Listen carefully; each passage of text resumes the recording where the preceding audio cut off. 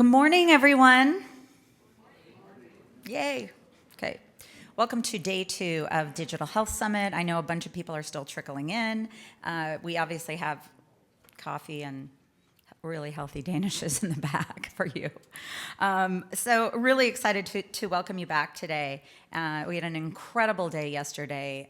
It was literally people scattered all over the floors. It was an unbelievable day. So much interest in this space. It's incredible. So this day we're kind of moving on into lots of different directions, but this next session is pretty special to me. So I'm first going to tell you about a really fun thing that we're doing this year. So we thought it would be really fun for people to do in honor of the year of the selfie, to do healthy selfies at the show. So grab your favorite speaker at your favorite booth and tweet it out, healthy selfie, with DHCE. What is it? Sorry, THCES, those 2 hashtags, and we're going to be collecting them. And our summer summit that happens in June, we'll be giving away 2 passes to that in San Francisco. So there's another one. So I want to thank our sponsors, our platinum sponsors, and our gold sponsors that have just been incredible in supporting the work that we do. So moving on, Digital Health Manifesto. When we start thinking about curating content for the year, we think about, what are the most relevant things, and one of the ideas that we had was a debate, and the debate was kind of debating, the role technology can play in helping the healthcare community and healthcare businesses. So lucky for me, Dr. Reed Tuckson and I got on the phone and really started hashing out this concept about, how do we get all the key players, some really key, I call them the brain trust, players together to discuss the crises, to discuss the good, to discuss how to bring these things together. So without further ado, I'm going to introduce Dr. Reed Tuckson, Managing Director of Tuckson Health Connections. And like I said yesterday, for those of you who heard me, we have everyone's bios in the book, so I'm just going to read his motto: an unwavering commitment to enhancing the health of all people. Have a great session. Thank you so much, Jill. We really appreciate it. Good morning to all of you. We do have in front of us a stellar brain trust panel representing a very diverse set of interests and expertise. Their diversity mirrors you, our audience. And as we have this conversation, we really do appreciate that you collectively have a wide range of expertise, a wide range of customers, and a wide range of business models. Whether you are concerned with supporting people to make optimally, personally appropriate health choices and lifestyle decisions, whether you are involved in the delivery system to help it advance the provision of quality and cost-effective patient care delivery, whether you are involved with caregivers and families to help people restore their maximum health after illness, or to live the end of their lives with dignity and comfort, wherever it is that you are doing, we are probably all united by a shared appreciation of the importance of our work. It ought to be obvious to all of us that given the profound implications of people who have chosen to engage themselves with whether their fellow countrymen and women shall live or prematurely die, and the quality of that survival is a transcendent, unifying experience. We're also probably unified by the challenges of establishing, sustaining, and growing businesses in an era of unprecedented cost pressures and the related necessity to increasingly deal with value. Our panel is very special. And let me introduce them very quickly. As Jill said, their bios are in your packet. But let me quickly remind you of who is here and sort of the perspective that they are asked to speak from. We first must always start with the patient. And so Margaret Anderson, to my left, is the executive director of FasterCures, a Millikan Institute center that works to speed up the timeline for new medicines to go from discovery into affecting patients in real life. She has a long history of working to translate innovation into meaningful engagements. Grant, I'm going to do it different than this because I have a logic in my head, but Grant, who's at the very end, is a DC-based entrepreneur who founded Audex Health, a digital health company that specializes in creating more social and personalized health experience for every consumer. As a result of an injury that he suffered and a long series of surgeries, he sought out a tool that he could use to learn more about his prognosis and help others in similar situations to cope. Coming up empty, he was forced to create his own digital health solution to help transform the healthcare experience. Moving from patient focus to the delivery system, we are very pleased that Travis Stork is with us, a practicing board-certified emergency medicine physician who also just happens to be an Emmy-nominated co-host of the innovative talk show, The Doctors, and the author of the best-selling The Lean Belly Prescription. He is currently involved in a new venture in this space called MD Live.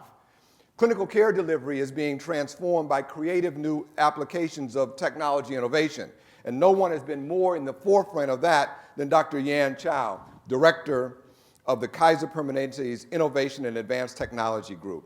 This leverages state-of-the-art care delivery simulation labs that house the future designs for hospital, clinic, and home settings where new technologies and workflows are tested without risk to patient safety or operations. As the baby boom generation and as the tsunami of preventable chronic illness produces extraordinary numbers of multiply chronically ill people, care management becomes to the forefront, and remote monitoring support that becomes more important than ever.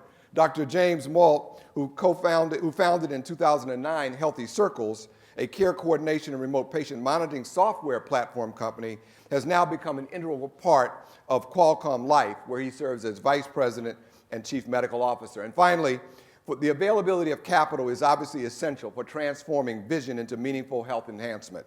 Todd Hickson is the founding managing partner at New Atlantic Ventures, an early-stage venture capital firm actively investing in technology companies wrapped around consumer trends. And before that, he was a managing partner of DFJ New England.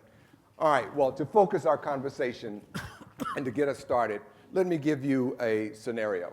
This is a woman that I recently interviewed. Her name is Mrs. Jones. She's a 30-something mother of a child with a rare and disabling disease for which there is now a new and costly genetically informed therapy becoming available. Her child requires significant medical and social supportive management services. And like so many others in her sandwich generation, she also is responsible for managing the care of her mother, who lives in another city, who is challenged by her own coping challenges with multiple chronic illnesses. She spends a lot of time monitoring online discussion groups with other parents of children affected by the same condition as her child. However, lacking a sophisticated science understanding and background, the science and terminology is often over her head, and she is too intimidated by her in her relationship with her physicians to ask fundamental questions. She desperately wants coaching and engagement outside of the pressurized environment of her all too brief physician appointments, and she wishes she had available to her in her small town a genetic counselor. In talking to her doctor, Dr. Smith, we begin to learn that he is feeling very much the intensity of much higher transparency in evaluating his clinical performance. And he is also increasingly aware that his reimbursement is tied to the quality and cost effectiveness of his care delivery. He is worried about how will he keep up with the plethora of new information and new knowledge so that he will be able to care appropriately for complex patients like Mrs. Jones, but also so that he will be evaluated appropriately. He is frustrated in trying to arrange and manage the web of care management services that are necessary to prevent emergency room visits, preventable hospitalizations, and readmissions that are so fundamental to his life. One is left, therefore, after these conversations with a real sense of the challenge of increasingly complex science-based interventions, the tsunami of preventable chronic illness pouring into an already unaffordable delivery system, complex care management needs coupled with pressures to diminish the use of expensive care settings, and the need to coordinate care with members of the broad healthcare team. Margaret. First up to bat. Margaret, how much progress do you think within this context are we making in bringing digital health solutions for people like Mrs. Jones? I think that, I think that we've made some progress. And certainly if you look around here and you look at the press that's already come out of this meeting, the fitness revolution, Fitbit, all of the quantified self, pieces of, they're all part of the puzzle.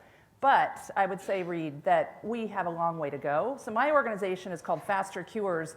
We look at probably the front end of this whole paradigm. We look at how are we creating the opportunity for treatments and cures to come through the pipeline more quickly. And so I would argue that all of the things that are being talked about at this conference are generating data, and the question is, what are we doing with the data, and are we able to use it for good? So in the scenario that you described, I think that increasingly, yes, people are in a sandwich generation. They're caring for children, they're caring for parents, perhaps siblings. We have a number of trends going on in this country. We have an impending tsunami of Alzheimer's and dementia. We have a raging chronic disease epidemic where, if you look at the United States, the majority of states have over 30% of their adult citizens who are obese. So we have a long way to go to be able to integrate this. And I would argue to all of you who are developers, if you are not talking to the end user, to the consumer, to the patient, if you're not thinking about this type of scenario and figuring out a way to tap into the expertise that this woman represents, then you're missing, I think, a golden opportunity to make something that's going to be extremely value add and be able to help the system. Let me just push you one more step in your analysis of this. You are very in tune to the rapid pace in biotechnology development, and there are now really such an encouraging plethora of new science and new science-based applications for people with complex genetic diseases. How worried are you about the ability of people like Mrs. Jones to be able to understand, to make the kinds of choices that Angelina Jolie made, which were based on statistical probabilities of disease? And how many people do you think in your community are really prepared to be that sophisticated? Well, Reed, for years in the genetic space, there's been discussion about, are patients ready for information? We saw this at the beginning of the AIDS epidemic when there were at-home tests for people with, to find out if you had HIV. What would happen if somebody found that information out, and how? So I think we need to stop thinking about how we're going to manage all of this for the patient and figure out how to get the patient in a place where they're smarter. Good. One of your points of your scenario was about this woman wanting access to genetic counseling. Well, guess what? We've been talking about the lack of genetic counselors for at least 30 years. I don't think they're going to just magically appear like sea monkeys. So we're going to have to figure out something to be able to supplement that information. And so I would just say, let's not worry too much about, can the patient handle it, and figure out smart strategies to get the patient smarter. Grant, you've been thinking about this from the point of view of the patient and trying to figure this out. Where do you see we are now in creating a more social and personalized health experience for consumers? Yeah, no, it's a great question. I think the biggest piece that I've seen in sort of digital health over the last few years is actually data for the sake of data and just inundating patients is actually horribly wrong, and it's not the right strategy. And so what we've seen, our target demographic, our largest user base, is this sandwich generation. 74% of our users are 30 to 45-year-old females who are a caregiver both for their parents or for their children. And it's actually not about the science and statistics and everything that's around them. Health is about each other. It's about people. It's about feeling. And so for us, it's the ability not to say, where's my genetic counselor? What did this mean for you? Who's somebody like me? And it's the single most powerful tool for retention for our product is that bind of commonality. And so now when you and I have a conversation about what it's like to be overwhelmed with stress, I don't have time to look at my data. I don't have time to tell my doctor about it because by the way, I have a day job. I have other things I'm doing. I'm not just a patient. Most people don't want to be patients. They want to go back to their lives. But when you create that thread of bond and commonality in a social setting, then that opens a door for all the other deep pieces where now I actually have the confidence to go to my doctor and say, hey, help me. I'm confused. Is this right? And then you start to actually change behaviors and change health. And I think we're moving in that direction. And I think the point about Fitbits and misfit wearables and these things, they're fantastic.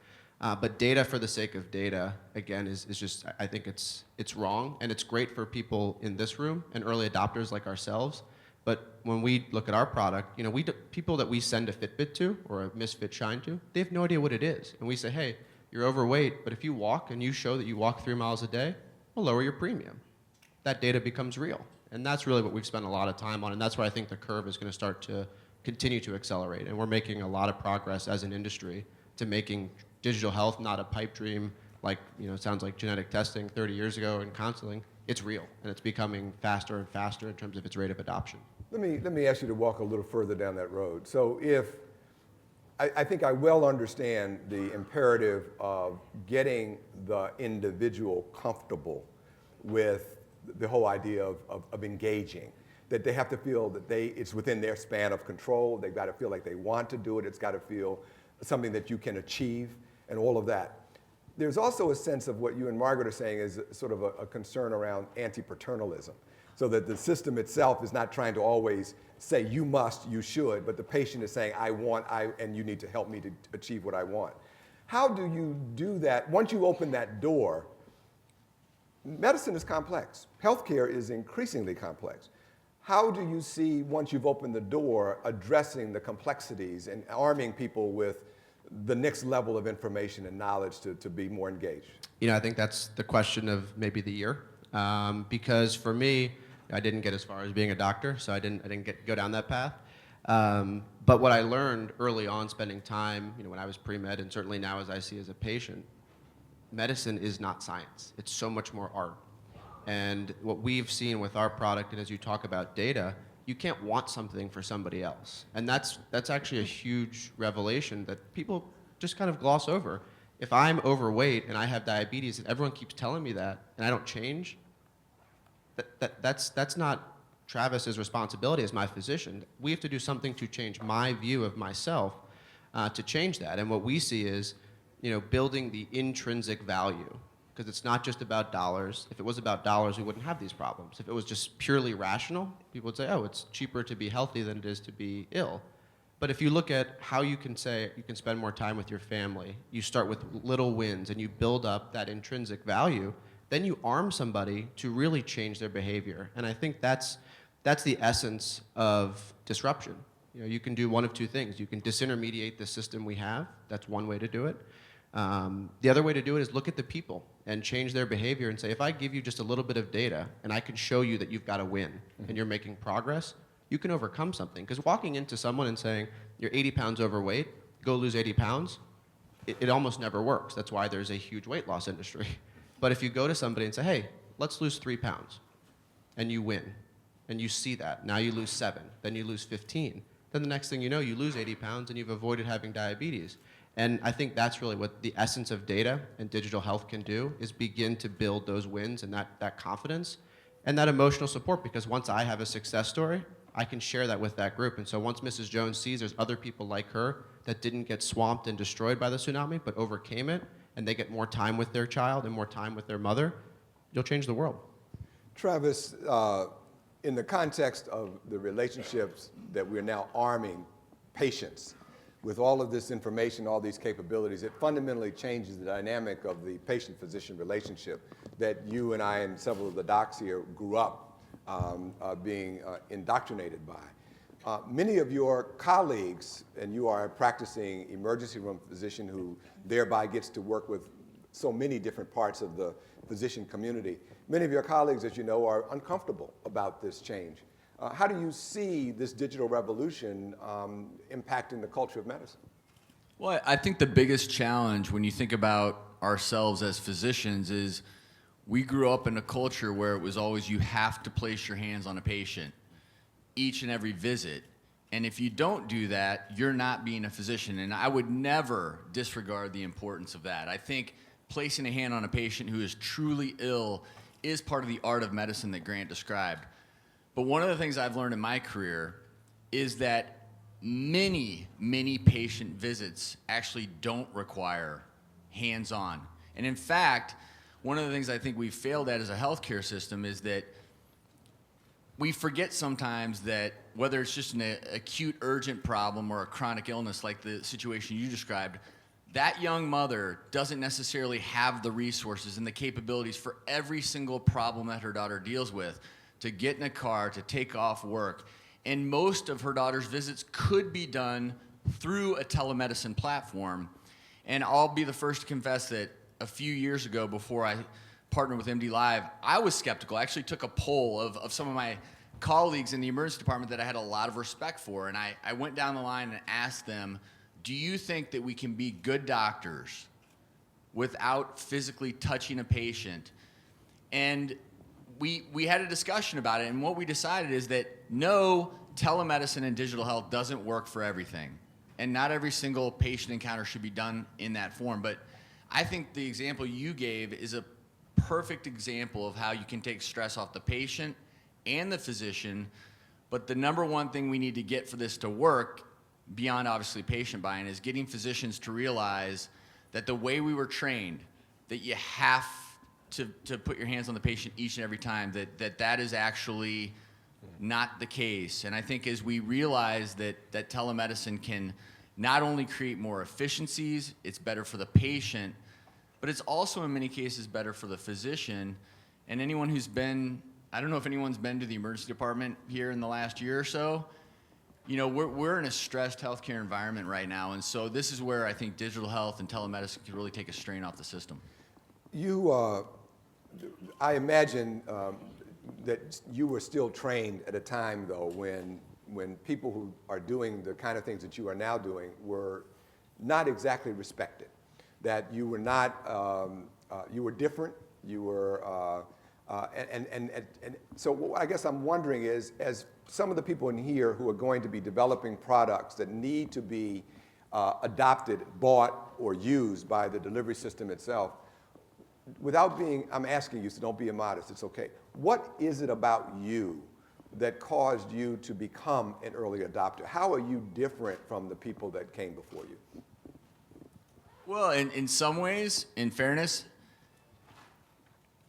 I'm an ER doctor who trained in a time when nutrition wasn't taught in medical school. There certainly wasn't telemedicine, but there also wasn't a show on TV called The Doctors.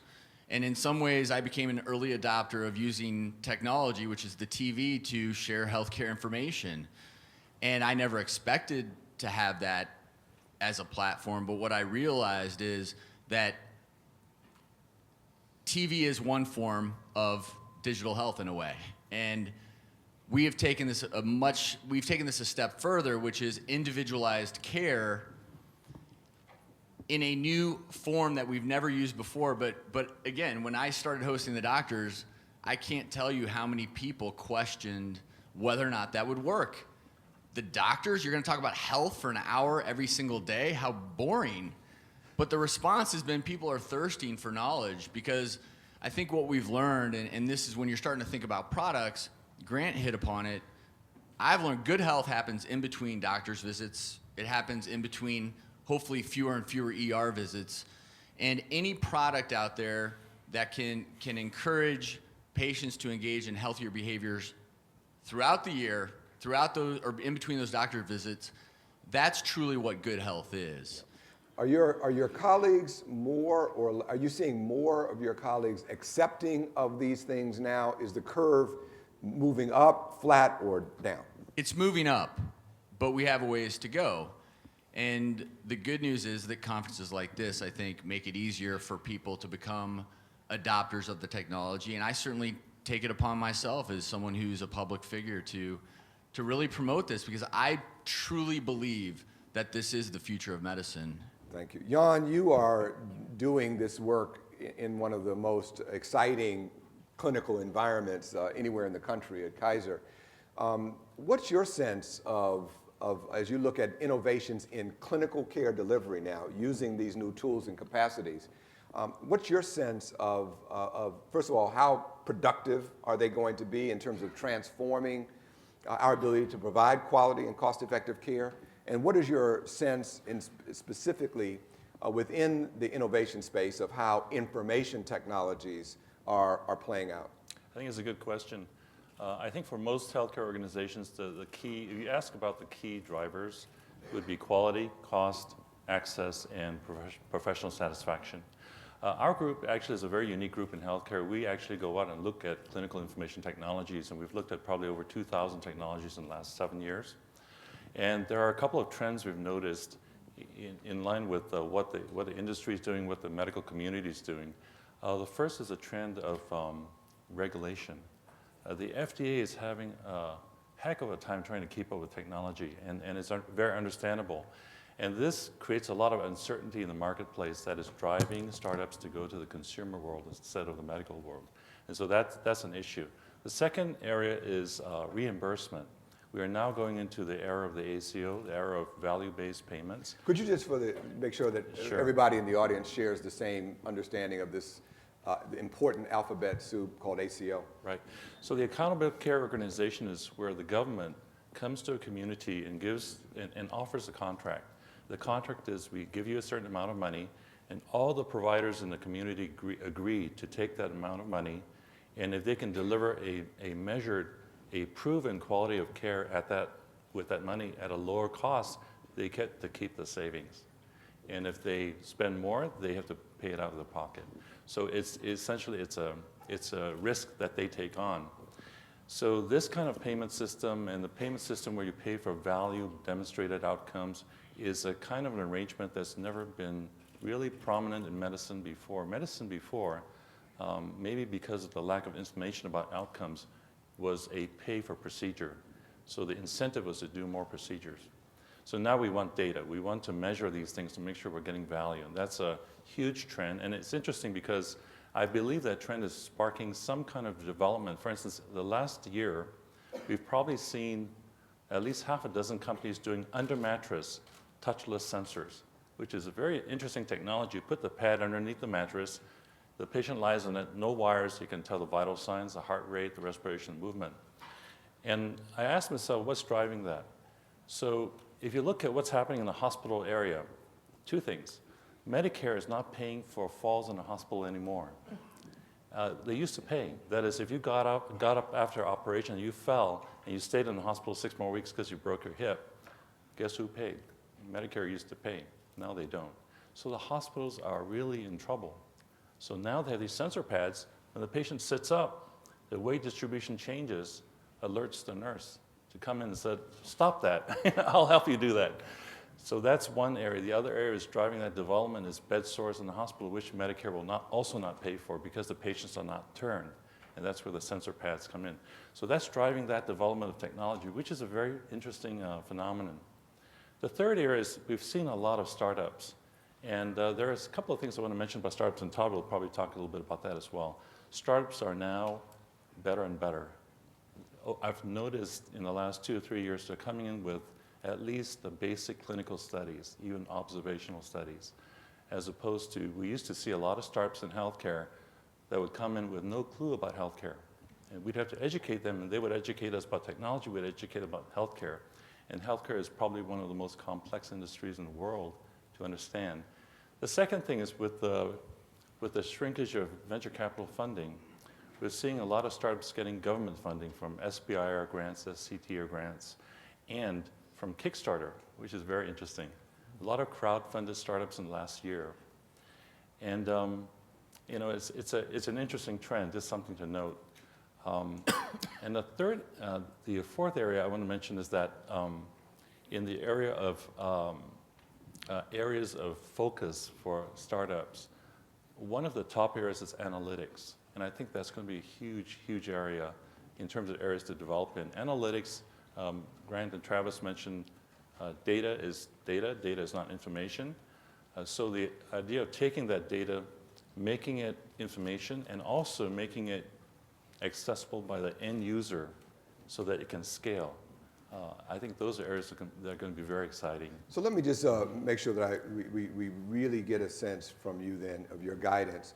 If you look at the marketplace and you divide it, sort of grossly in terms of bifurcate it for consumer-oriented products and clinical delivery system organized products, in the side of clinical delivery system, you're saying that, if I hear you correctly, that the reimbursement changes, both those that are positively directed in terms of producing quality and cost-effective savings that then open up a channel of fluidity of dollars that go back to the provider providing an incentive, plus the disincentives of not having people fall and not getting paid for those at all, so losing money, that those two things are driving an increasing market, are you saying, for new innovations that will hopefully stimulate opportunities for this audience to address? Exactly, and I think other examples in that area would be the penalty for 30-day readmission. That's top of mind for many hospital systems. Any solution that addresses those problems is going to get a lot of audience. And I think that's sort of, in general, a good guide. As far as the startups we've seen, I said we've seen over 2,000. Probably about 10 of those have gone into production. So the funnel is very, very steep.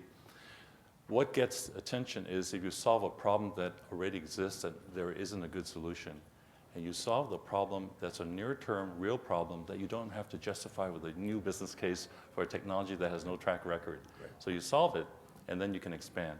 Right. I also want to mention before I stop is that besides analytics, the other hot area is behavior change, to your point. How do you change people's behavior, especially for employers? They're very, very interested. We have a lot of large employers who, we just had a meeting a couple of weeks ago, talking about what kind of programs actually work to incentivize people. And in addition, as you empower the consumer, you bring in their caregivers, their social network. And actually that's very exciting because that's a resource we actually haven't tapped. Well, you couldn't have given me a better segue to James. James, as we deal with this logical continuum from patient-oriented things, the delivery system, the place where all this comes together in many ways is the care coordination, care management world, where the clinicians and the patient living in the context of family, of community, all sort of come together and trying to organize an array of medical and non-medical social supports to help people get to where they want to go. Where do you sort of see as the curve and the trend now for digital solutions in that space? It couldn't be a more exciting time in that regard. And we've got a lot of bruises along the way, having started 10 years ago this year, actually, a remote patient monitoring and care coordination system that literally our marketing program that we launched with CVS, in fact, said connected care, keeping you out of the hospital and in the home. And we'd go to hospitals and say, wouldn't this be great? You can keep people from getting readmitted. And they'd say, why would we want to do that? We get paid if the patient leaves the hospital, goes in the parking lot, and then they drive around to the ER and get readmitted. They got paid. And as we just heard, something's changed in the last year. Hospitals are going to get spanked and are getting spanked if they have 30-day readmission. Wow, the mindset changed. And suddenly doing things to make a clean handoff, or what we call transitions of care, doing things to monitor patients after they've left the hospital and keeping them out of the hospital are really, really interesting. And then when you get out of the hospital setting, it's very different. You have multiple parties, which are maddening for patients and families. You've got the home health nurse, you've got the specialty pharmacy, in your example, the specialty pharmacy, home infusion nurse, and so forth. So you've got all these different parties who, again, historically, under a fee-for-service model, got paid, each of them, for doing their own thing independent of each other. With the Affordable Care Act and risk-based payment models, that fee-for-service is gone, and it's disappearing, it's evaporating actually before our eyes, faster than many of us recognize. And suddenly, when you talk about physician adoption, oh boy, when it's changed from I get paid every time somebody comes to my clinic to every time somebody comes to my clinic, that's going to come out of my year-end bonus. What can we do to keep these patients out of the hospital and out of the clinic? And that's when now we've got this really not just emerging market, but real market for remote patient monitoring and care coordination. James, what can screw it up? Boy, I'll tell you, the three things that are key to really passing the tipping point are, number one, the simplicity. You can't turn this into a complex installation in somebody's home. So the ease of use. again, thinking in terms of what's the best thing for a patient and family and how easy it can be for them to just plug it in and it works. No pairing with Bluetooth devices and so forth. It has to be that simple. The second thing is the reality is who's going to pay for it. And I think the nice thing now is there's lots of incentives for the ACO and for the hospital. You know, you shouldn't expect the patient to pay for these things. And the cost points now, because there is a market for the technology companies, I think you're going to see that come down and a lot more entries into that market. And then the third thing is information overload. So all the points that have been made here are spot on. Suddenly now everybody's blood pressure measurement can upload to the doctor, and it's like, oh, whoa, wait a minute, what did I just ask for? I don't have people to look at that information. So what we're moving to is a healthcare system that has been wedded for 2,000 years in an encounter-based, face-to-face mode to, in technology, we go from synchronous communication, which has happened in every other sector of our economy except healthcare. We're finally moving from synchronous communication, where I have to see everybody one-to-one, to an asynchronous model, where now one nurse case manager can manage and monitor 1,000 patients simultaneously in one day, but only with the caveat of applying something called exception management, which in medicine we call it triage. Just being able to apply a rules logic and say, okay, we're monitoring 1,000 patients, but what I want to see are the 30 that have a problem today. And for the patients, this is phenomenal, and their families, because now you move from episodic care, because you only got to see your doctor once every 6 months, or, you know, and now you've got the notion of continuous care. And then it brings to attention your needs appropriately assigned to the level of care that is demonstrated by that measured need. But the last important note is high tech and high touch are not mutually exclusive. And that's what exception management does. Let technology do the basic surveillance and communication and coordination, and then those face-to-face encounters will be more appropriately, and our healthcare dollar more effectively applied by these technologies. It's really exciting.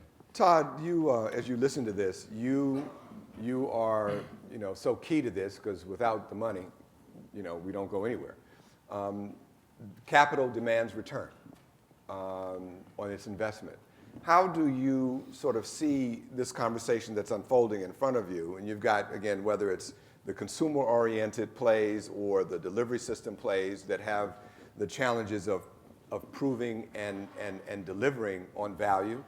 How do you look at this? It used to be in the old days that if things on the clinical side passed FDA muster, that was terrific, and it was already hard enough to do that. And now people are saying you got to go beyond FDA to this strange value land. How do you view this? Oh, with great scientific precision. Well, I think healthcare investing has changed in a pretty profound way, and it's because, well, in the past it was largely about therapies, and therapies were largely regulated by the FDA, and it was about solving a medical problem for a group of patients, and if you could do that, you could make money. That's become more difficult, which is why the money is drained away.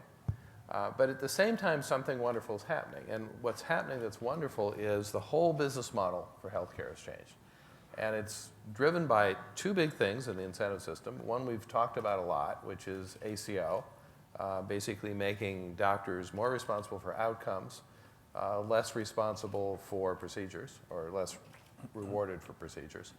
And the other one is that consumers are becoming financially much more involved. That if you go back to World War II, when corporate health benefits were invented in this country, and certainly when I grew up in the workplace, the assumption was that your employer took care of health care. It wasn't your problem, it was somebody else's problem. The employer and the doctor would do what was necessary, the doctor would do it, the employer would pay for it, and that was it. So that's not true anymore. Now, more and more, we have to bear financial responsibility for our healthcare. And I think this whole fiasco with the exchanges has a little bit of a silver lining, actually, because it's made people have to actually engage with the purchasing process for healthcare, have to really understand what this policy actually costs and how much of it is going to come to them. And that has gotten people a lot more awake about the fact that they really need to understand and take control of the cost of healthcare. So put those two things together, and you have big change in behavior.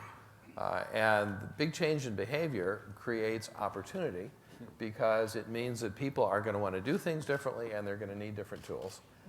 And investors can get ahead of that, and entrepreneurs can get ahead of that, and create offerings that, if they're designed correctly and timed correctly, can intersect with this wave of change and demand, and that's how you make money. So I think it's really very exciting. I think it's a whole different style of investing than it was before. And let me come back to your question about value. So to me, value basically is something that makes something happen. In venture capital, we talk about who feels the pain. How do we resolve that pain? We talk about engagement. We talk about loyalty, persistence, re-up, and whatever it is that creates that is value. And I was going to have a hard time describing that in the abstract, but with Grant, is that right? Yeah, Grant did a great job of describing it for his product and his customers. And entrepreneurs who think like he does are the people who can present solutions that are going to succeed in the market. And it all has to do with understanding who your customer is, what the pain that they feel is, and what it is that helps them. And I think in particular, if I were just to distill out of what you said, it was that there's a very specific group of customers. It's basically female between 30 and 45, typically heavily engaged with caregiving, complicated problems.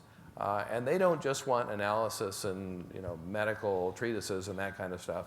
They basically want to share experience with other people who are struggling with the same problem. So what do you know? It's a social network sort of phenomenon, although that word is much overused. But if you get that right, you create huge value, and that means people come and they stay and they do the things that enable the business to make money. So that's the paradigm. The paradigm is behavior is changing, people need help, and if we can really understand who they are and what help they need and provide them with good tools, then we can build businesses that both do good and also make money for entrepreneurs and investors. Do you guys on the panel? Oh, yeah, please. I got to jump in here. So, all of this conversation has been very focused on the delivery system and the efficiency that we need to build into that delivery system. And I think that it's universally agreed that we're spending too much and the outcomes are not so terrific. So I also want to point out, as you well know, Reed, that in this country, we spend with our National Institutes of Health budget in excess of $30 billion for the cure part of the enterprise so that when they have something to offer, it can go into this care system. But the sad truth is that the majority of things that we're treating people for, we don't have the most excellent sort of outcomes. So if you look at something like melanoma, we've had some really significant breakthroughs in melanoma science, in oncology, in immunotherapy. All of that happened because of research, because of data. And what I want to see is this care system get linked more efficiently with the cure system. And I think that you're finally now in a place where you're starting to see the possibility of that happening. These two very distinct worlds are starting to learn how to talk to each other. And I think the nexus of that is the patient. So if patients are starting to talk to each other about what it is that they want, what they're experiencing, what they need, all of that can filter back to the care system, but it filters back to the research system as well. Travis, you live in that hybrid synergy. What's your reaction to that? Well, one of the big comments I wanted to make, which I love in terms of how healthcare is changing, is if you think about the way healthcare has been, healthcare has made money the sicker people are. And it's been devastating for me as a physician to work in that environment because the sad reality is in the past, literally, the sicker you were when you entered the hospital, the bigger your bill, and there was really no benefit in terms of making money for people if you prevented it in the first place. And I think when you start talking about digital health, obviously there's the telemedicine element, there's what Grant's doing, there's so many different sides of it, but as a physician, what I love right now is that we are finally changing healthcare so that it's truly about health. We've all heard it before, but we call our healthcare system a disease care system because we wait for someone to get sick and then we invent a really, really, really expensive marginal treatment. Oh, it has an 8% improvement, but it's really, really expensive. And that's not good enough. And so part of this is still driving those cures, but I think what digital health allows, by putting, in a day and age where 7 out of 10 people die from a chronic illness, many of them preventable, this right now to me is such an exciting time as a physician because we can prevent so much of the illness that takes place in this country by equipping individuals out there with the tools they need. And to me, that's what's exciting is I feel like people who are out there inventing those products, they should be well compensated for it because it's a win-win for everyone. Well, Grant, are people who are running businesses like yours well compensated for doing it? No, I think there's two really interesting points that were both brought up that I think I should hit on. The first is when I look at physicians, what Travis said is spot on. Reed, you're a physician. I don't think any doc in the room ever got into medicine to make money. And I think that's actually a really important piece where you walk into a system where you look at someone's hospital bill, if they're a diabetic with COPD and heart disease, you're like, wow. And if you change somebody's behavior, the bill doesn't actually go down. Now, you can do what you got into medicine to do, which is help people, which is make them feel better. And that's a huge revolution combined with this idea that, in World War II, just like the pension system, you define contribution, define benefit. Well, now all of a sudden, if 25% or 10% of my $11,000 a year is coming out of my pocket, and I have a physician who is in this for the first place to help me, and now secondarily there's payment reform, you can build an incredibly viable business. And for us, the biggest thing that we challenge with when you think about compensation is the thing that people don't like to talk about is there's still a massive multi-$100 billion industry that is resistant to change because they're slow in the first place. So my client might be an employer that's going much more at risk, might be an ASO, Fortune 100 business, but in parallel, there's a consumer, there's a patient, and there's a business model which is sometimes at odds with one another. And so an employer will say, I need you to do this because that's what I want for my customers, but the patients don't care. And so that's actually where it becomes very challenging and where you need venture capitalists and a financial backing that wants to change an industry and sees the pain points. Because you can just go and build a product and sell it and nobody will use it. And you can also build a product that has no business model and everyone will use it. Both are not actually extremely viable unless he's willing to write really big checks. And so I think that world of coming together is fascinating. So now you actually have a position where a patient can walk in and a doctor feels at their heart they're a partner. They're incented to be a partner. They want to have you be healthier. Because also, you look at the drug industry, there is no silver bullet anymore. There's not one drug that just fixes everything. Or if every time you have a new disease, just take a drug or have a vaccine. That rate and the capital into that business is declining. So now the patient and the physician have to partner because they're now at financial risk to make better decisions to, God forbid, drop 7 out of 10 preventable illness deaths to 4 out of 10, 3 out of 10, 2 out of 10. Let me use your mic for a sec. I'm going to ask Jan a question, but Jill, can you go ahead and turn the lights up? We wanted to make sure that we left. I hate those meetings where people line up for the mics and like 8 people never get to ask their question. So we're going to give 30 good, solid minutes for this to make sense to you. So if you all screw me up on this and don't ask questions, I'm going to kill you. Because I want everybody to go home and say, I got just what I needed from that panel, right? So you're going to start waving your hands in about 2 seconds, and you're not going to leave me hanging.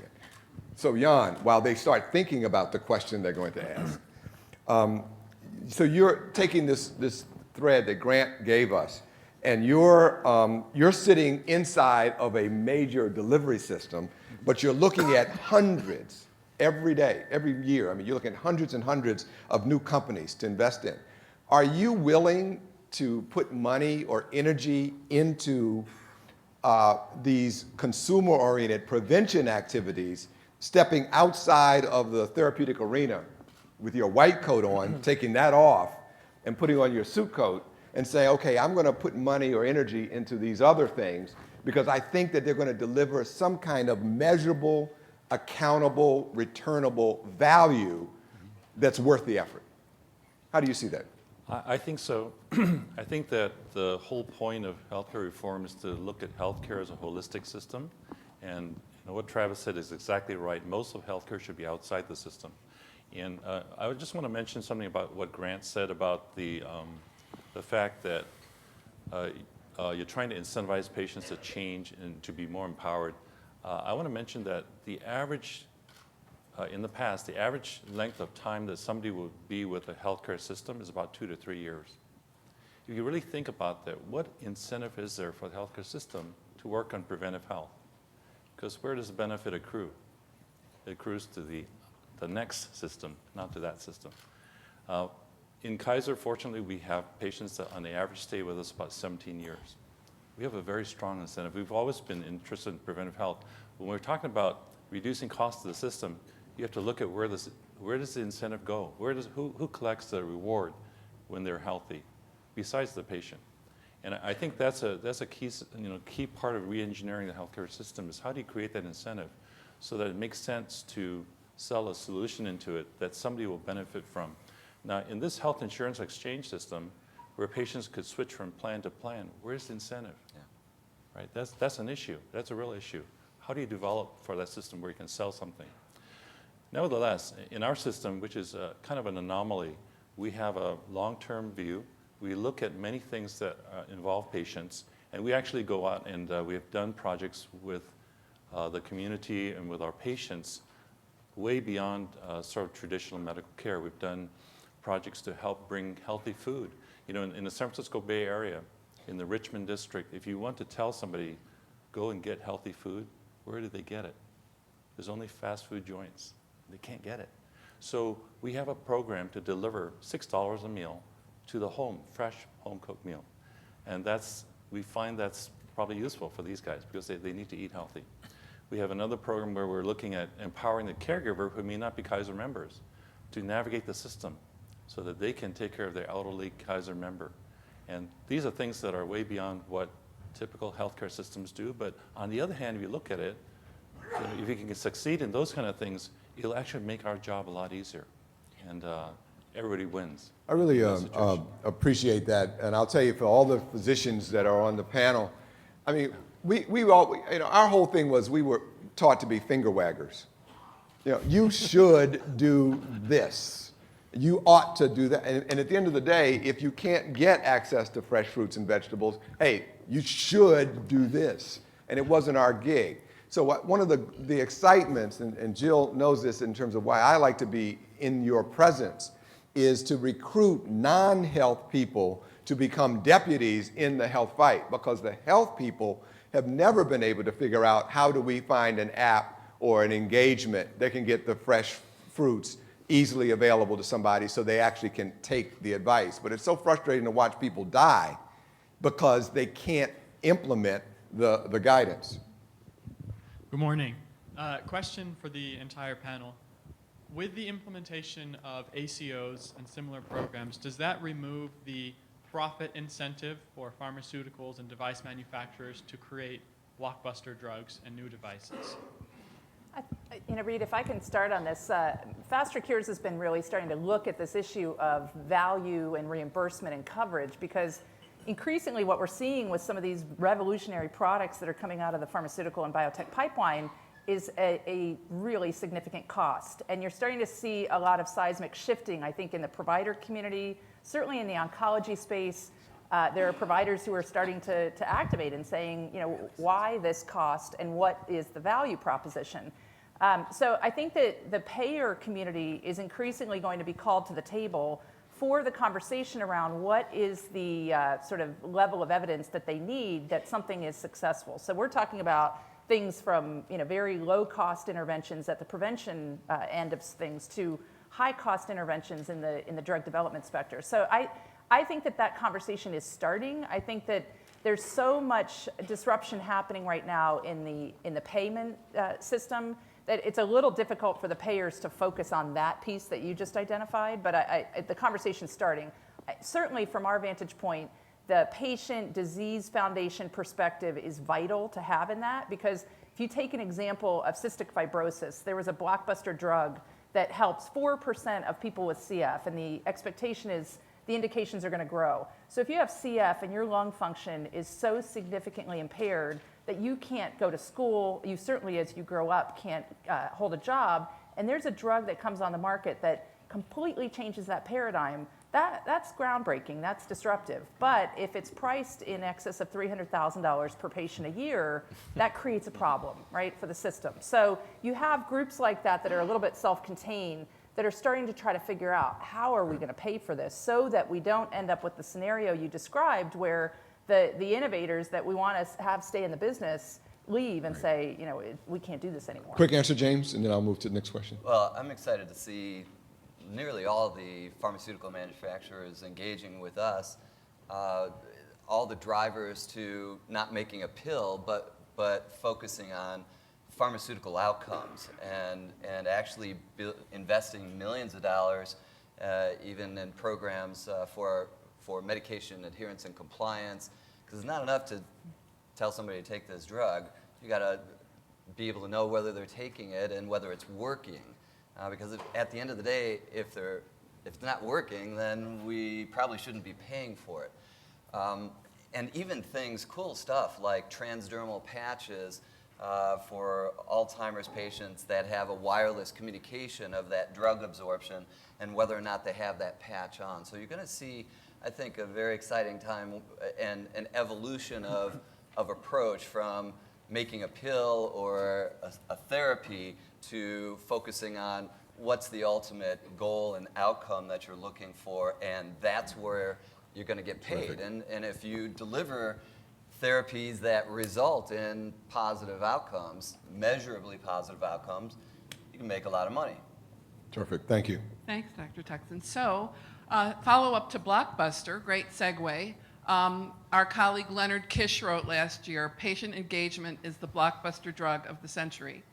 And we found from Judith Hibbert's research on patient activation last year that the more activated a patient is, the lower the costs are for the health system, about a year ago in Health Affairs. So for each of you, what is the secret in the sauce, the tweet, about how do we get to patient engagement?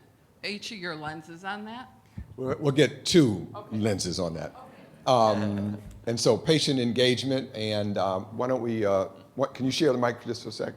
You know, I think for me, patient engagement at its essence is personal. And so the blockbuster drug or the blockbuster form of patient engagement is patients are not all created equal. And somebody with diabetes who's in Alabama and somebody with diabetes in Mississippi aren't two diabetics in the South. They're completely different. And so the blockbuster drug is about that person's life, and that person's experience. And I heard an analogy from one of my non-healthcare execs. It's like a sweater. It's all woven together. You have your family dynamics, how you eat, how you sleep, how you interact with this drug, without this drug. And if you look at all of that in totality and you pull out and the patient is a person, not somebody with a disease, you'll change the world. Travis? I was going to say that patient engagement to me is as much about patient empowerment as anything else. You know, if you, again, look from my perspective in the emergency department, it's not uncommon for patients to come in on 20 different medications, and you highlighted we don't know if they're taking them or not. They don't even know the names of half of them, what they're supposed to do, and it's because they are not engaged in their own care. They may even want to be engaged, but they're so confused, and we have not done a good job of empowering them. And for me, it's sometimes as simple as saying, hey, Mr. Smith, I noticed that you're now on one additional diabetes medication. Hey, here are a few things that you can do, and trying to motivate them to improve their own health so that maybe they can whittle down, for instance, on their medications. And when people feel empowered, they become motivated. And when they see progress and they're a part of it, healthcare is not something you do to a patient. It should be something we do with patients.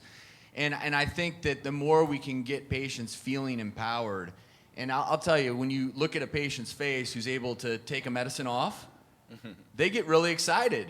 And they start to feel better, and they start to realize that, okay, healthcare is no longer happening to me. I'm playing a role in this. I call it being the CEO of your own health. Jan, real quick, short, but you want to make a point? Yeah, I want to make a point. I totally agree. I think patient engagement empowerment is linked together.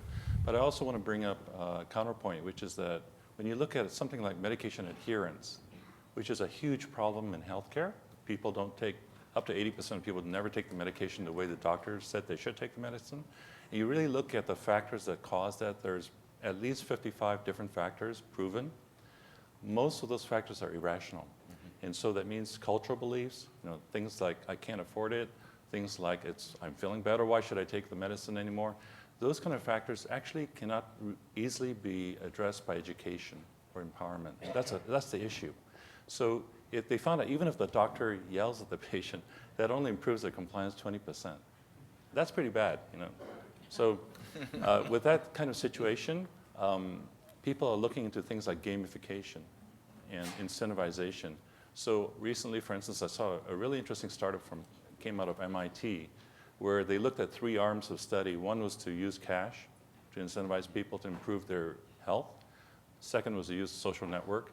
And the third arm was actually much more effective. The cash arm went like this and sort of fell off after time. People lost interest. Same thing with social networking. But the third arm is really interesting. They changed to intrinsic motivation. They asked the subject, find 2 friends, and we will pay them if you reach your goal. So they definitely had a much stronger motivation to reach that goal because their friends would, That's great. I think one of the things that we really do in healthcare need to have, though, is to recruit people from the consumerism movement, people that understand the science of consumer decision making, the belief in competence, the belief that your actions will actually lead to a result, your belief that actually you have a problem. I mean, there's a whole set of psychology here that's never been imported into healthcare and never been commodified and organized in a way to inside of products. And I think that your world here at CES is fertile now to bring a new kind of thinking into care. With all the physician practices being sold to larger either practice management facilities or hospitals themselves, does that change the way that they'll practice from being, kind of a small business owner to now an employee? And how does that impact the shortage and control and access to physicians, as we have fewer and fewer physicians entering that market? Who wants to take that on? Yeah, go ahead. Great. Todd, please. Okay. Well, we have a company that is in the primary care medicine business, and so is kind of in the middle of this. And I think there are just some, I don't know that I can predict the outcome totally, but I just tell you a couple of things to pay attention to. One of them is that when a physician practice is owned by a hospital chain or a downstream delivery organization, that it's pretty explicitly there in order to bring patients into the system. And that means that the physicians will have incentives to refer downstream in the system and to refer specifically to resources in that system versus outside. Like if you need an MRI, you go get our MRI versus going to an independent MRI. That might not always be in the patient's interest, and I think that's something to keep an eye on. The other is that primary care physicians need a technology platform these days. I mean, they need to be able to communicate with specialists. They need to be able to communicate with a pharmacy. They need an electronic medical record. They need information resources. I think it's increasingly difficult to do that in a practice that encompasses a few people. I know in our company we spent about $10 million on creating a practice platform for a direct primary care organization, and I don't know how we would do business without that. So I think that suggests that the old model of the independent physician or the 2 or 3 doctor practice is not likely to survive, at least in metro areas, very long. Imagine also, if you will, that there's 35, depending on what happens with the health information exchanges, but let's give it its due, 35 million new people come into the delivery system. I mean, just imagine what that opens up in terms of shortages of clinicians, especially if significant numbers of those people are in rural environments, urban environments. And so there is a clear business opportunity here to meet what is going to be an unmet need, and I think that's going to be important. Travis, you're trying to get in. I was just going to add that one of my passions when you talk about telemedicine is to help out those doctors who are the stalwarts, the individuals that are still out there in rural America where healthcare is so desperately needed. And those docs, to me, are the ones that really deserve the pat on the back. They're on call 7 days a week, 365 days a year. And I think where healthcare technology, digital health, telemedicine can really help out those doctors to still motivate young individuals to go to those communities and take care of those patients. This is really going to be a boon for those docs because, you know what, occasionally on the weekend they might be able to turn their beeper off because if telemedicine's available, they can have a little bit of backup. And, you know, using the example of a stroke patient, I've been in remote ERs before, in the middle of nowhere, in the middle of a blizzard, stuck with a patient with one other nurse, and the ability in that scenario to have a telemedicine capability would have been really helpful to me. The anxiety attack I went through, you know, was unmeasurable. But the takeaway for me is that I think this is a real opportunity for those individuals who still do want to man the ship, so to speak, in rural communities to still be able to do that. Thank you. Well, and also, let me just say, Travis, isn't it also an issue of data management in terms of the knowledge out there? So today, with the explosion of what we know, a system like Kaiser can synthesize it for the provider and read the 20 to 30 journal articles that you probably should read every day if you're a practicing physician, but how could you do that? So I would think that the rural implications of having entities that can be pushing that content out so that you're staying up to date and your skills are really sharp in addition to the telemedicine. Well would made, be well helpful. made, well made. Next question. My name is Naveen. I represent a company called Connexius Health. We are located in Cincinnati. I'm privileged to hear all your points of view. It's been an amazing hour and a half almost, right? We are in the business of providing remote monitoring, analytics, and care to the patients where they need it. But we are kind of running into, you know, several structural issues. Like when we are trying to create our business model, you know, obviously a lot of things are falling into place and eventually we'll reach the tipping point. But as we think about, you know, how do we navigate between now and when we get to the place where we want to be, you know, in terms of the challenges and the opportunities that are out there, do you have any guidance for what kind of a business model would be more able to succeed in this environment, given all the, you know, we still haven't figured out everything, we still have to dot the I's and cross the T's? James? Well, the first thing is I'd like to introduce you to Todd here because you need a little bit more working capital. And the reason I say that is there, you know, as Margaret said, there's still a lot of work to do. All the stars are aligning, but you're looking at a wholesale change in how we deliver healthcare that hasn't occurred for centuries. I mean, this is really the biggest wholesale change you're ever going to see in any multi-trillion-dollar industry. And it's going to take time for physicians to change their mindset that, oh, how do I use this telemedicine thing? How do I use exception management? How do I start taking care of patients without seeing them face to face every day? You know, you're going to see it happen probably faster than the next 20 years, which is typical for how things used to change in medicine. But it's going to take 3 to 5 years, and it's being driven very aggressively by the new payment systems that are capitated and risk-based versus fee-for-service. The business models are what we've been alluding to just throughout this conversation. It is all about where do you deliver value? Because if you're not delivering value, a product for a product's sake, because it's cool and whiz-bang, isn't gonna win. So it's really focusing on what's the MVP, the minimal viable product that generates the greatest value proposition for the whatever target end user you're hoping to sell to. And then that's where they'll be willing to pay for it, and hopefully you'll be able to make money. Thank you. Good. Next question.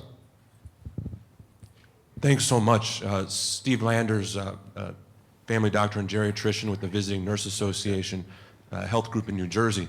And I was sort of listening with my provider, physician ear, and I thought the comments about the perverse incentives in fee-for-service and the opportunities created by payment change were spot on. I do think that in itself won't be enough to see a lot of change, because we know in lots of things in medicine and healthcare, the gap between what we know and what we can do and what we actually do is great. Even when the incentives are there, often there's a lot of change management, leadership, education, culture change that has to happen. A lot of the change that's going to have to happen is not going to be in rooms like this, but conversations at the Medical Society meeting in Murfreesboro and the School of Nursing in San Antonio and clerkships in Akron, Ohio. And are the digital health companies, are your organizations committed to the energy and time in communicating in those venues and sort of penetrating those places? Terrific. Who wants to take that on? Yeah, I'd like to answer, take a try at that. I think that when you talk about this degree of change, and I agree with Reed, it's very early in terms of digital health, very early. There are at least two aspects to look at. One is when you talk about value. One is what is the business value? The second is what is the clinical value? And I think you have issues in both areas. We've tried to build business models for new technology. It's often a stretch, I mean, to say the least. It's a stretch. It's hypothetical. It's strategic. It's not based on any track record. The second issue is actually more complicated, the issue of clinical value. We've always practiced, our gold standard has been the randomized controlled trial, which takes 5 to 7 years, very expensive. You have a hypothesis you're testing. As you know, technology is changing way too fast for that. It's way too fast for that. So now we're moving to data-driven medicine, which is statistical medicine, correlational medicine.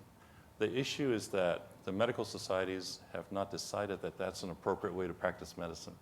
So if you find out, for instance, in your practice, in your particular population, that certain profiles of patients need more attention, and you devote more attention to those patients, which you can now get data from the email, from their self-entered data, Facebook, and whatever.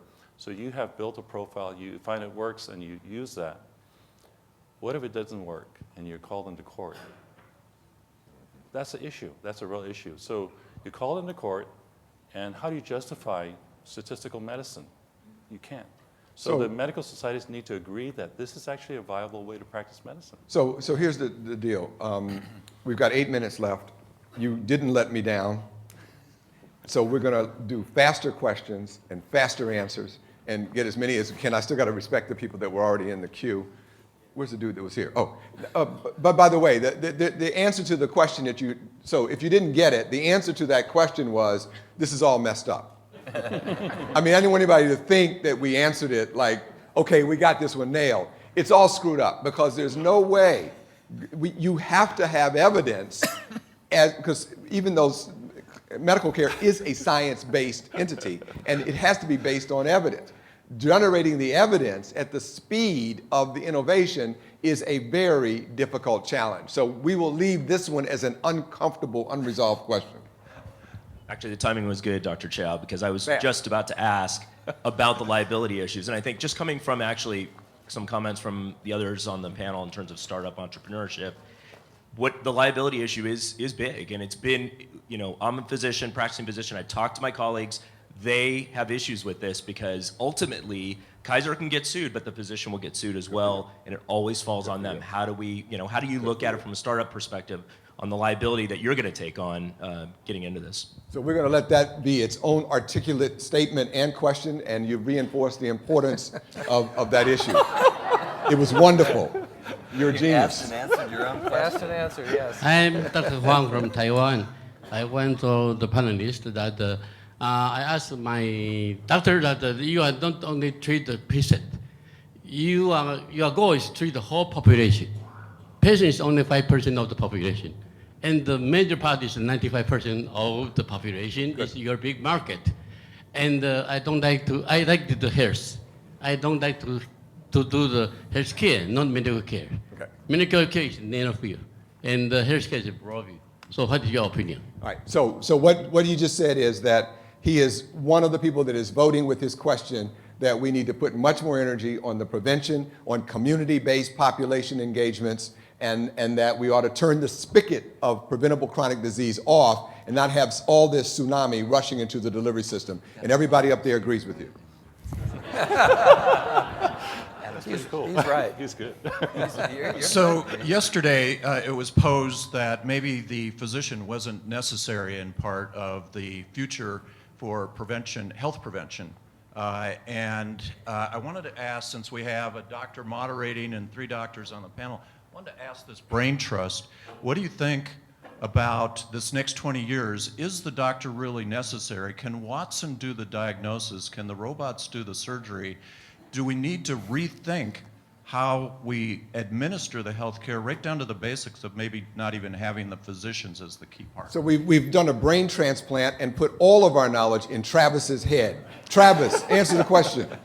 You should never replace the patient-physician relationship, because a good physician not only treats the patient and his or her physical symptoms, but the physician's your partner in health. And that's the paradigm we want to get to.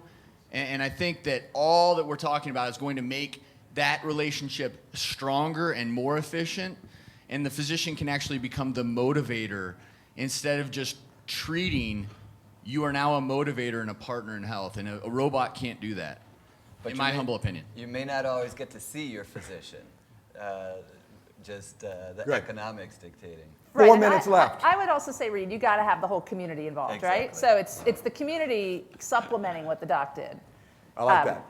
That's good. 4 minutes left. Okay, this one's for Travis. I'm a healthcare IT educator, and we bring your Twitter feed up in class and talk about some of the stuff you tweet. So we've seen a 330% growth in our sector to educate healthcare IT people, which is huge.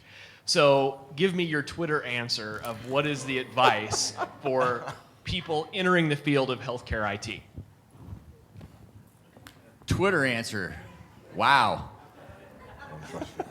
Hashtag.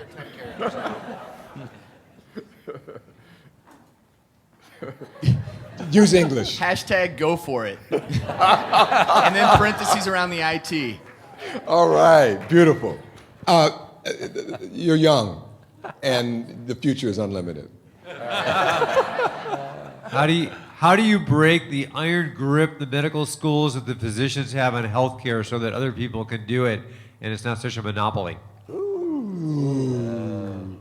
Okay, so we're going to extend this by 3 hours. And Talk to your state legislature, because they're the ones that control Jan? the licensure issues. I think there's regulation, and of course there's a protectiveness of the medical groups and so on. But when you get down to it, the macroeconomic trends are we will not have enough physicians. Right. That's basically it. So health plans have to deal with that. We have to deal with that. There are not enough nurses. There are not enough lab techs. So the situation will come to be that physician will be used for their specialty, their expertise, whatever they can do that's specific to them. And the rest will be probably taken care of by teams of people. Those barriers are being broken down. Pharmacists are now in many states being enabled to write prescriptions, and nurse practitioners and so forth. I think you're going to see, again, all this stuff is happening together, and it's a great thing. It will be slow, but it will happen. But I think it's also a system, right? So it's if we have a health, if the system is based on people being sick, how do we get everybody involved in helping people be well? And I think you got to have all the enhancements that are going to come out of this meeting to offer into the physician practices. I think I'm down to the last one. You got 2 minutes. What did you say, 2 minutes on there? Yep. Yeah. Thanks. I'll be very efficient in the question. So what is the feasibility of simulating health insurance after like auto insurance, life insurance, in terms of the cost that the patient incurs on the cost of the individual, by the premium he or she pays? So let me just ask, in terms of this issue, Grant, of cost in your world as you deal with the patient, should we be encouraging more of the patient to be incurring more of the cost as an influencer in the continuum of other things for decision making? In the interest of time, absolutely, because when you go and buy a car, when you go and buy a house, when you do anything that's as large of an expense as health, you do research, you talk to people, you meet the architect, you look at the blueprints, you do an inspection.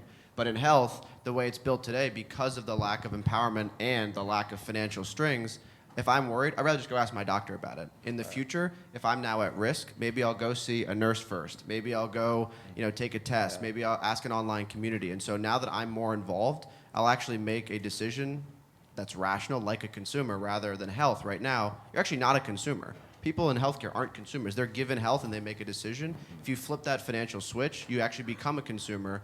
And I think it ties back to this issue of, what do you do with all these new payers? Payers and physicians now have to create ways of differentiation, just like Apple does against Samsung. How do you build a better product and a deeper relationship? And it's because we become partners, and a robot could never fix that. Hey, And I think that's where it goes. Yeah, actually, just chime in briefly. I think this is a place where digital health can help enormously by just making it more clear and transparent what things cost. Exactly. So if you want to have an appendectomy, that's probably 47 CPT codes. Somebody needs to pull that together and say, this is what an appendectomy costs. And there are companies, including one of ours, that do that. Yeah, that's good. And then lastly, just as we close out, Margaret, let me just say, we started with the patient, and I want to end with the patient. What is your sense, as you are a consummate patient advocate, should consumers be given skin in the game and required to do that? It's not, you wouldn't give it to the consumer, right? The consumer needs to be at the table taking it. So I don't believe that you can empower people. They need to empower themselves. And I'll leave you with the HIV/AIDS activists as the sort of penultimate example in medical research advocacy.